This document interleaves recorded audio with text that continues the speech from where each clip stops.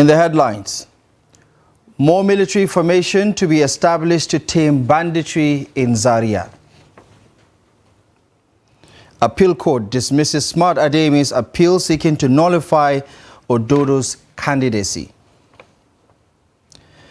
35-year-old man commits suicide over economic hardship in Jigawa State.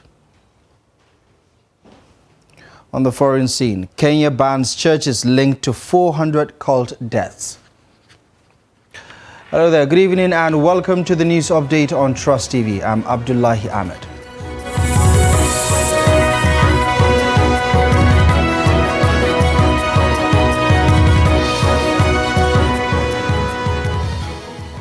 We begin in Kaduna as the Speaker of the House of Representatives, Tajuddin Abbas, says that additional military formation will be established to tame bandits' activities in Zaria, Kaduna State. The Speaker gave the assurance during a condolence visit to the Emir of Zazzau, Ahmad Nuhu Bamali, over the death of worshippers in Zaria Mosque last Friday. Here's the report. The Speaker said the purpose of the visit was to commiserate with the Emirate over the mosque's collapse and cases of bandit attack in Zaria City and environs. Abbas said the leadership of the National Assembly has engaged relevant security agencies on better modalities toward addressing the challenge, noting that the engagement has yielded result as the Nigerian army as routes used by the bandit has been identified. Well, to take this unfortunate incident as an act of God, and God in His infinite mercy will grant the soul of those who lost their lives in Al-Jannah Firdausi. And as for us, we have resolved to support the reconstruction of the mosque whenever the estimate for the repairs or the renovation or reconstruction of the mosque is made available to us. The Speaker also said he will work closely with the Emirate Council on the quick and timely renovation of the collapsed mosques. The Emir of Zazzau, Ahmed Bamali, specifically suggested establishment of such military camps around Kuregu, Kugu, and other western axes of the ancient city of Zaria. I want to sincerely express my gratitude to the Speaker and his entourage for the condolence visit. Mr. Speaker, the entire people of Zazzau Emirate were thrown into grief due to the collapsed mosque and the bandit attack. We are glad for your condolence visit. We thank you for finding out time to be here. Today is exactly 7 days that the unfortunate incidents occurred. We are hopeful that those who lost their lives are in Jannatul Firdaus. There are two things to it. First, they attended the Jumu'at prayer, and during the Asr prayer, the unfortunate incident occurred. Secondly, they died on Friday, and we all know what that means in Islam. Again, they were in the middle of prayer, and it was Asr prayer. So their death was significant. We pray Almighty Allah to grant them Jannatul Firdaus. Some principal officers of the National Assembly made donations for the renovation of the mosque that collapsed last week. Abubakar Sadiq Mohammed, Trust TV News, Zaria. Well, let's unpack some of that development, sticking with the security situation as we try to get insight into some of the developments over the past couple of weeks in some parts of northern Nigeria. Now, joining us via Zoom from the United Kingdom is a senior fellow at the Tony Blair Institute for Global Change and a dual-qualified lawyer in Nigeria, England and Wales. Barrister Bulang Bukarati is joining us at this hour for the news update. Barrister, thank you most kindly for making time. I appreciate you very much for joining us. First, I'd like to get your reading of the situation in northern Nigeria over the past couple of weeks. Very many disturbing scenarios. There is this concern about a resurgence of banditry and bandits' activities in northwestern Nigeria. Most recently, the situations in Zamfara, and also just days ago, the Defense Headquarters confirming the death of 3 officers and 22 soldiers in Niger State. And of course, this growing concern about an influx of insurgents who are running away from Niger inwards to this side of the border. What are your thoughts about what has been happening lately? It is tragic and unfortunate happening know that banditry was flowed in Nigeria, annual ritual and decline of attack seasons.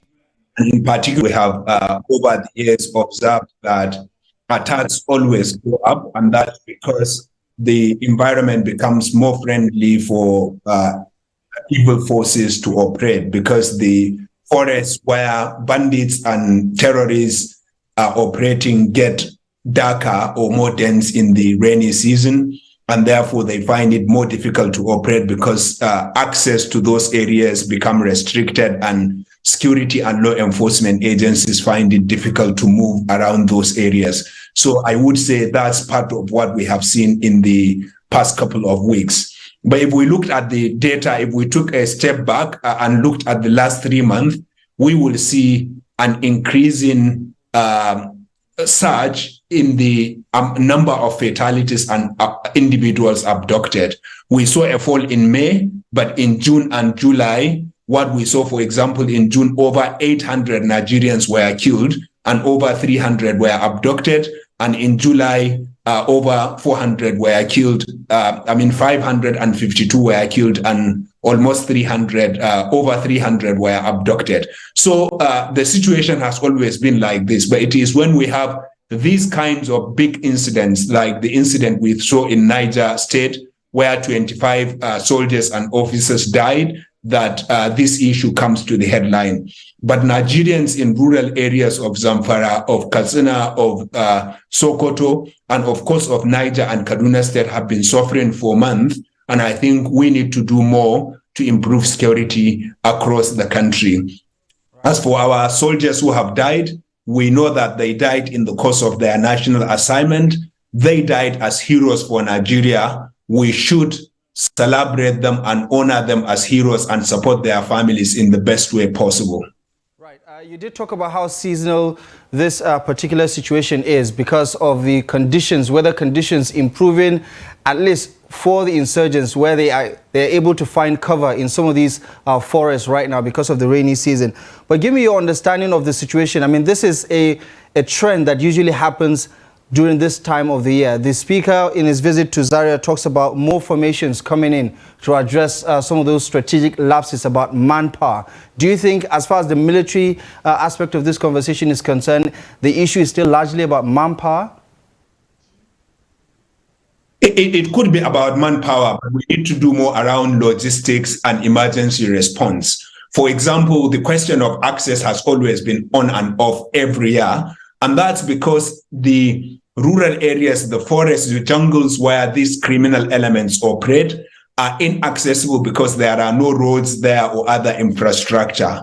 And because our military uses heavy duty machinery, it becomes very difficult for them to access and operate in those areas. And therefore, I would think part of the response we should expect, we should see from the Nigerian security and law enforcement agencies is more mobility into areas where there are no tarred roads, where there are even, where the roads are even non-motorable. And for that, you need perhaps lighter machinery or even motorcycles that they could use to operate, because we know the criminal elements are using small, ultra-powerful Chinese-made motorcycles to hit and then run into the bush. And unless you are as mobile as they are or even more, it is difficult to tackle them. And so more manpower, but more or better use of our current manpower, but also better equipment in terms of mobility, in terms of intelligence, and in terms of operations. Okay, just in a few seconds before we go, what about the idea that we could be witnessing an influx of other insurgent groups that are running away from Niger, relocating to this part of the country? As a result of that's a major concern, and it is possible that some criminal elements may start moving from Niger, but we haven't seen evidence of that happening on the ground. And we have also seen surge of attacks in Niger itself over the past 2-3 weeks. And so I would think even if there are criminal elements flowing into Nigeria, there are substantial numbers still in Niger. And I think what we are seeing in Nigeria in the past couple of weeks is this annual ritual of resurgence around rainy season. And we should be talking actively, we should be planning actively to tackle those kinds of occurrences now that we know they happen every year. We should put systems in place, response mechanisms in place in order to tackle this annual ritual and unfortunate annual ritual. Okay, Barrister Bulama Bukarti, thank you very much for your insight. We really do appreciate you for sparing the time to talk to us on this particular matter. Thank you very much for joining us on the news update. Thank you for having me. Right, moving on to some of the day's other news now. One person was allegedly killed by policemen at Itobe town in Ofu local government area of Kogi State while operatives were trying to quell a crisis in the area. The incident happened on Friday, triggering another crisis in the community which led to the burning of the police patrol vans parked at a police station in the community. The crisis was reported to have started when violent clashes erupted between two groups in the community. According to eyewitnesses, the clash took an ugly turn when the police patrol team arrived to restore order, which led to the death of an individual who was hit by a stray bullet from the police operatives. The police command public relations officer, SP William Aya, did not respond to text messages and calls when contacted for a comment on the development.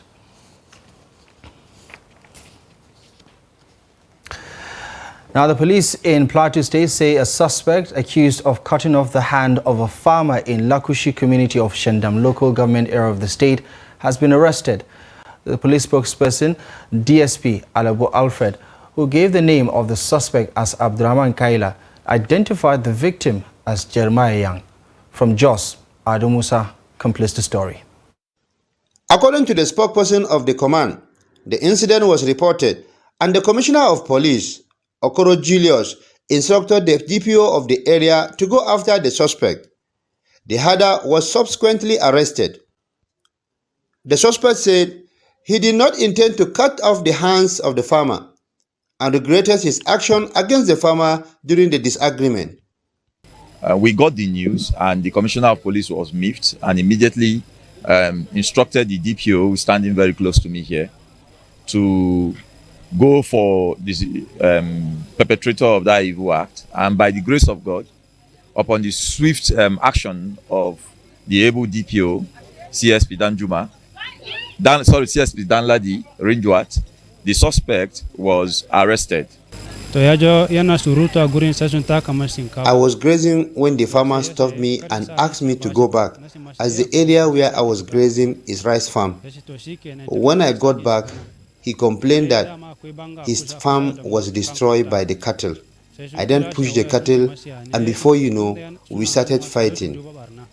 I didn't know how I cut off his hand. I did not do it intentionally. The police spokesperson, however, said after investigation, the suspect will be charged to court. Ado Musa, Trust TV News, Jos.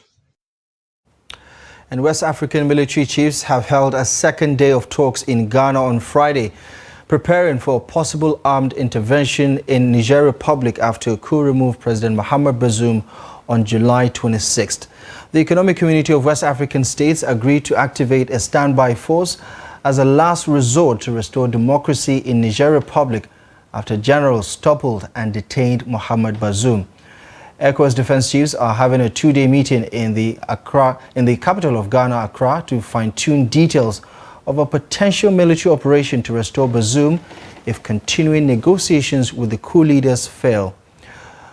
In a statement, they added that except for Cape Verde and countries led by military governments, all other countries in the 15-member bloc are ready to contribute to the regional force. Mohamed Bazoum, whose 2021 election was a landmark in Niger's troubled history, has been held with his family at the president's official residence since the coup, with growing international concern over his conditions in detention. ECOWAS leaders say they must act after Niger became the fourth West African nation since 2020 to suffer another coup, following Mali, Burkina Faso, and Guinea. A court of appeal in Abuja on Friday dismissed an appeal before the court by Senator Smart Adeyemi to nullify the governorship primary election of the All Progressives Congress APC in Kogi State, which produced Ahmed Usman Ododo as the party's flag bearer for the November 11 governorship election in the state. The appellate court held that Senator Smart Adeyemi's appeal lacked merit and therefore dismissed.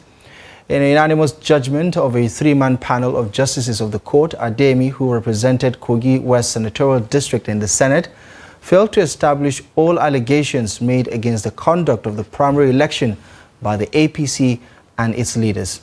Justice Muhammad Lawal Shuaib, who delivered the lead judgment, resolved that all three issues in the dispute against Adeyemi. Shuaib said the allegations of manipulations and falsification of primary election results being criminal ought to have been proven beyond reasonable doubt as required by the law. He also dismissed another allegation by the appellant that he was denied a fair hearing by the appeal committee of the APC based on his petition against the alleged unlawful conduct of the primary election. The Court of Appeal upheld the judgment of Justice James Omotosho of the Federal High Court in Abuja, delivered on July 12, and held that Adeyemi did not prove his allegations that Ododo was not lawfully nominated by the APC. Now, in Jigawa State, a 35-year-old man named Suleiman Ilu has committed suicide due to Nigeria's rising cost of living crisis. The police spokesperson in the state, DSP Lawan Shisu Adam, confirmed the incident. According to him, the command received a report that a 35-year-old man of Dungun Tamtama village in Kafin Hausa local government area of the state left his house to an unknown destination. His body was later found hanging from a tree, presumably dying from suicide. The police say his remains have since been released to his family for burial rites.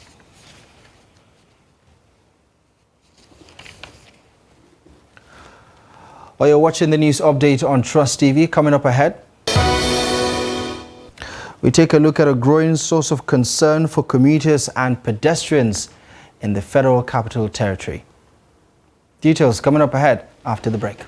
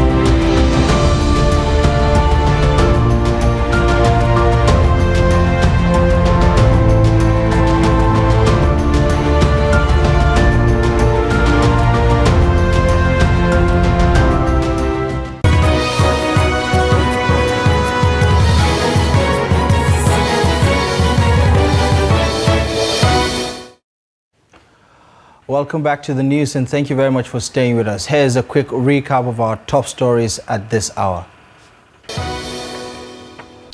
More military formation to be established to tame banditry in Zaria. Appeal Court dismisses Smart Adeyemi's appeal seeking the nullification of Ododo's candidacy. Now, the World Health Organization and U.S. health authorities say they are closely monitoring a new variant of COVID-19, although the potential impact of a BA.2 is currently unknown.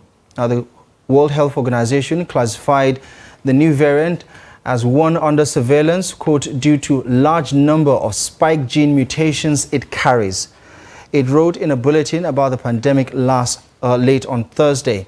So far, the variant has only been detected in Israel, Denmark, and the United States. There are only 4 known sequences of the new variant, according to the World Health Organization.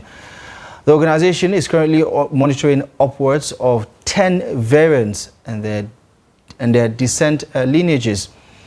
In the last reporting period between July 17 and August 13, more than 1.4 million new cases of COVID-19 were detected and more than 2,300 deaths reported, according to the World Health Organization's statement. The caseload represents a rise by 63% from the previous 28-day period, while deaths were down by 56%. As of August 13, there were more than 769 million cases of COVID-19 confirmed and more than 6.9 million deaths worldwide, although the real toll is expected to be much higher because of many cases going undetected. Now, reckless driving by dispatch riders in Abuja is becoming a source of concern for commuters and other road users. In this report, Noel Samson speaks to road users on what can be done to address the growing trend of reckless driving in the capital city. The likes of Adebayo Abdulkhalik, Ismaila Shaibu and Friday Peter are part of the hundreds of dispatch riders running the business in Abuja. They share experiences on the reasons for the reckless driving among dispatch riders in the city. Some of you guys, if you don't collect new bike like this, you dey shark. Go dey like you won't speed, you won't run and finish.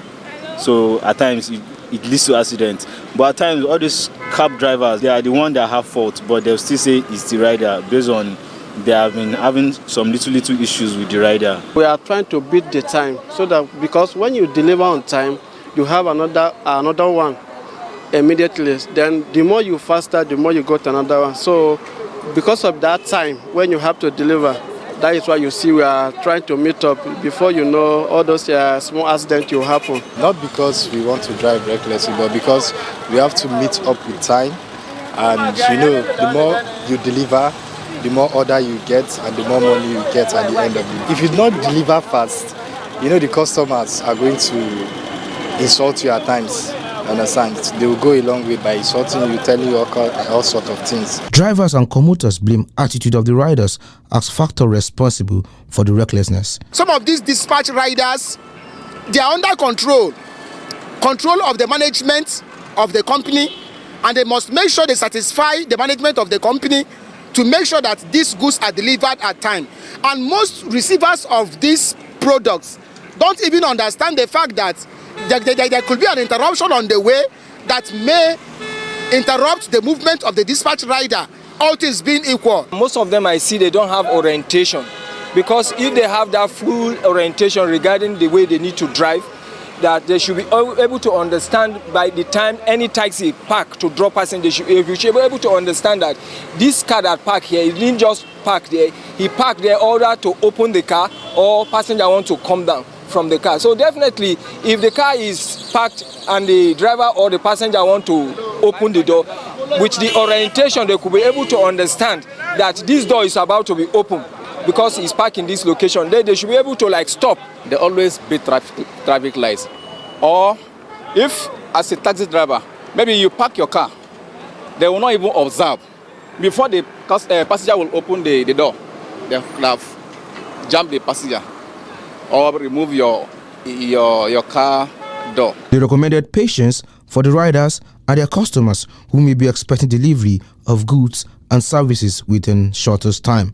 Noel Samson, Trust TV News, Abuja. It is indeed a very ugly trend that continues to grow in terms of impact. Now, turning our attention to developments on the international scene. Kenyan authorities have banned 5 churches, including that of a suspected cult leader accused of inciting more than 400 of his followers to starve themselves to death, a government document said on Friday.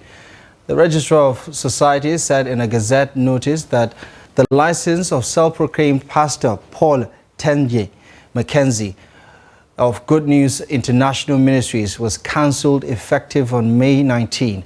Mackenzie is alleged to have incited his followers to starve to death in order to meet Jesus in a case that has deeply shocked Kenyans. While starvation appears to be the main cause of death, some of the victims, including children, were strangled, beaten, or suffocated, according to officials' autopsy. Now, authorities also banned 4 other churches, including the New Life Prayer Center and church headed by flamboyant televangelist Ezekiel Odero, who has been linked to Mackenzie.